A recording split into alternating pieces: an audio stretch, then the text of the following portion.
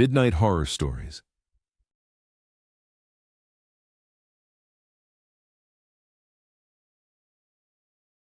The thing that circled my cabin. I moved to Alaska because I was tired of people. That sounds misanthropic when I say it out loud, but it was simpler than that. I was tired of noise, tired of the particular kind of exhaustion that comes from being around other humans for too long. The performance of it, the maintenance of it, the slow grinding weight of being perceived. I was 34, newly divorced, and I had enough savings to buy a small plot of land outside Talkeetna and build something modest on it. A cabin, a wood stove, a life that asked very little of me socially. The build took most of the summer. I did most of it myself, with help from a guy named Peterson who charged reasonable rates and didn't ask questions. By September, I had 4 walls, a roof that didn't leak, a generator I only ran when I needed it, and silence so complete I could hear my own heartbeat in the evenings. The first month was everything I'd hoped for. Then November came, and the dark came with it, and things started happening at night. It began with sounds, not dramatic sounds, nothing that would have made sense as the opening of a horror story, just sounds that didn't belong. A slow, rhythmic scraping along the north wall of the cabin, like something dragging itself. I told myself it was a branch. There were no branches near the north wall. I told myself it was the wind shaping itself around the structure in some unusual way. The wind wasn't blowing. I told myself a lot of things that first week. The second week, I found the prints. They were in the snow along the tree line, maybe 40 yards from the cabin. Large, very large. Not bear. I'd grown up in Montana. I knew bear prints. These were elongated in a way that was wrong. The toes too spread, the depth uneven, like whatever made them was favoring one side. They formed a line that ran parallel to the cabin for about 60 feet, and then simply stopped. Not veered into the trees. Stopped. Like whatever made them had gone straight up. I took photographs. I sent them to Peterson. He didn't reply for 2 days. And when he did, he said only, "Keep your generator running at night." I didn't ask him what he meant. I think some part of me didn't want to know. The scraping continued. Some nights it was on the north wall, some nights the east. It never came to the door. It never came to the windows. It just circled, slowly, methodically, like something learning the shape of the structure. Learning the shape of me inside it. I started sleeping with the wood stove burning high and every light on. The generator ran constantly. I told myself the fuel cost was worth it. The alternative, lying in the dark, listening to that slow, deliberate circuit around the walls, was something I couldn't do anymore. The night it stopped was worse than the nights it didn't. 3 weeks into November, I lay awake waiting for the scraping, and it didn't come. Silence, complete silence, the kind that has texture, the kind you can feel pressing against your eardrums. I waited 2 hours, nothing. I told myself it was over. Whatever it was had moved on, found different territory, lost interest. I was almost asleep when I heard the breathing. Not outside the cabin, not through the walls. Close, very close. The specific quality of breath in an enclosed space, the slight humidity of it, the rhythm of something large and patient. It lasted maybe 30 seconds. Then it stopped, and the scraping started again outside, and I lay completely still until morning, with every light burning and the fire so high the stovepipe ticked and groaned from the heat. I left the following morning. I drove to Talkeetna, checked into the one motel, and sat on the bed for a long time, staring at the wall. I sold the land in February. The realtor asked if there was anything she should disclose to potential buyers. I thought about the prints. I thought about the breathing. I thought about Peterson's 2-day silence and his 4-word reply. I told her no. There was nothing to disclose. I've thought about that decision many times since. Whoever bought that land, I hope they're the kind of person who keeps their generator running. I hope they don't lie awake in November wondering why something is learning the shape of their walls. I hope they never hear the breathing. 83 days. The plan was 100 days. I'd read about solo wilderness immersion, the research on what happens to the human mind when you strip away stimulation, obligation, the constant low hum of modern connectivity. I was a therapist by profession, which probably contributed to my interest. I wanted to know what was underneath. Underneath the noise, underneath the social scaffolding, underneath the version of myself I'd been performing for 39 years. I flew into a remote area outside Anchorage in early February, which was either brave or stupid, depending on who you ask. I had a tent, a stove, food supplies for 110 days, a satellite communicator for emergencies, and a journal. I told 3 people where I was going. I told them not to come unless they hadn't heard from me in 2 weeks. The first 3 weeks were hard in the ways I'd expected. Cold, physical, lonely. I worked and I slept and I ate and I wrote in the journal and I watched the sky, and I felt the loneliness as a physical thing, dense and textured, like weather. Then it shifted. Around day 25, something in me settled, like sediment dropping out of disturbed water. The loneliness didn't go away, but it changed quality. I stopped performing, even for myself. I just was. Present in a way I hadn't been since childhood, maybe. It was extraordinary. It was worth every cold morning. Then, around day 40, I started hearing her. A woman's voice. Always at the edge of audibility, always just outside the tent or just beyond the tree line, never close enough to make out words. I told myself it was the wind. The wind in that part of Alaska does something unusual with certain frequencies. I'd read about it, the way topography can shape sound into almost language. I told myself that. By day 50, I'd stopped telling myself anything.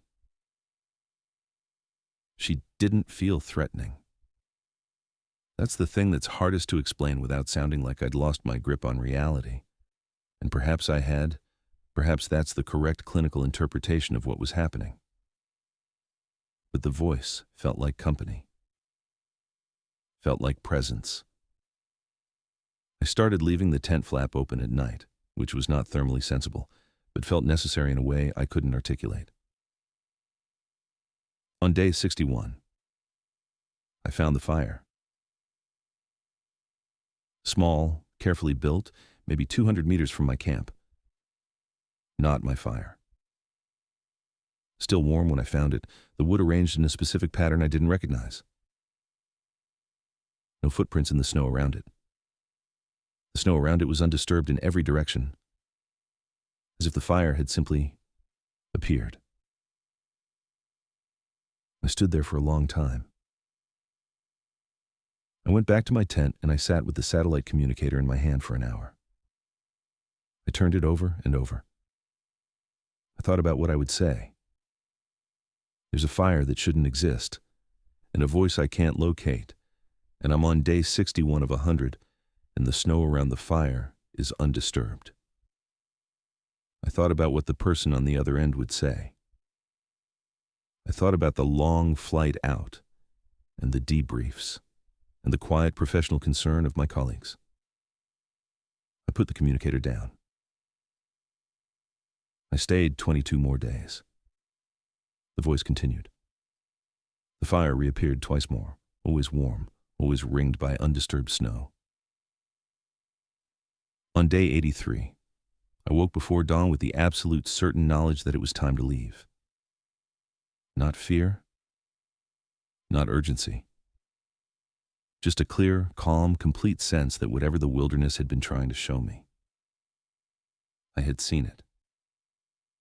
And continuing past this point would be something other than brave. I packed methodically. I took the journal. I hiked out over 2 days and flew back to Anchorage and ate a burger in the airport and called my sister and cried in a way that surprised me with its intensity. I've never told anyone about the fire, about the voice. This is the first time I've written it down outside the journal, which I keep in a box in my closet and haven't opened since I got back. I went to Alaska to find out what was underneath. I found out. I'm just not entirely sure how to live with what I found. Some nights, when it's very quiet, I can still hear her. Just at the edge of audibility. Just beyond wherever I happen to be. I've stopped trying to make out the words. I think perhaps some things are not meant to be heard clearly. Only carried. The commune at the end of Birch Road. My sister found the commune first. That's the part I have to keep reminding myself. She found it. She chose it. She invited me to visit because she said it was the most peaceful place she'd ever been. Mara had always been the one chasing something. Yoga retreats, silent meditation weekends, 2 months in Costa Rica with a group I never entirely trusted. The commune at the end of Birch Road was just the latest iteration of that search, and when she called me in late March with that particular quality of calm in her voice, I drove up to see her. The property was 90 acres outside Fairbanks. 12 people living off the land, growing food, raising chickens, generating their own power through a combination of solar and a small wind turbine that turned lazily in the gray Alaskan sky. The man who ran it was called Edmund. Late 50s, soft-spoken, the kind of person who made sustained eye contact in a way that felt like attention rather than aggression. I didn't trust him immediately.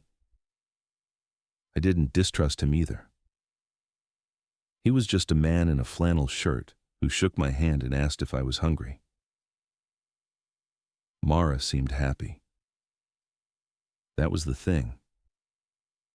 I'd driven 6 hours braced for something wrong, and she was tan and clear-eyed and laughing at dinner in a way I hadn't seen since before her marriage ended. So I stayed the weekend.